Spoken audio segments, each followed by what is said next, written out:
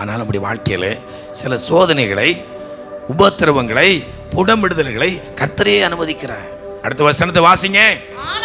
ஆனாலும் என்று ஒரு வார்த்தையை சொல்லி அந்த எரேமியா சொல்லுகின்றார். ஆனாலும் நீதிமானை சோதித்தறிந்து. நீதிமானை எப்படி அறிவாரா? அவர் பைபிள் கொண்டு வரதை பார்த்து, ஒயிட் ட்ரெஸ் போட்டு வர்றதை பார்த்து, ஆவில் நிறையதை பார்த்து ஓகே அப்படின்னு டிக் பண்ண மாட்டார். டெஸ்ட் கொடுப்பார், காலாண்டு பரீட்சை கொடுப்பார், அரையாண்டு பரீட்சை கொடுப்பார், முழு ஆண்டு பரீட்சை கொடுப்பார். இந்த பரீட்சையில் எப்படி சைன் பண்ணியிருக்கிறாங்க, எப்படி தேர்வு எழுதியிருக்கிறாங்க, வெற்றி பெற்றிருக்கிறாங்களா, பாஸ் பண்ணியிருக்கிறாங்களா என்பதை பார்த்து தான் அவர்களை சோதித்து அறிவார். ஹல்லேலூயா. மற்றவங்களை குறித்து அவங்களுக்கு கவலையே இல்லை.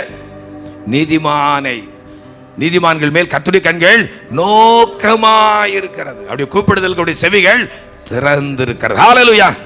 நம்மை கர்த்தர் நீதிமானுடைய வரிசையில சேர்த்திருக்கின்றார். ஹல்லேலூயா. நீதிமானுக்கு ஒரு துன்பங்கள் அநேகமாக இருக்கும். கர்த்தர் எல்லாவற்றிலிருந்து அவனை விடுவிப்பார். நீதிமான ஒருபோதும் கர்த்தர் தள்ளாட விட்டார். ஹல்லேலூயா.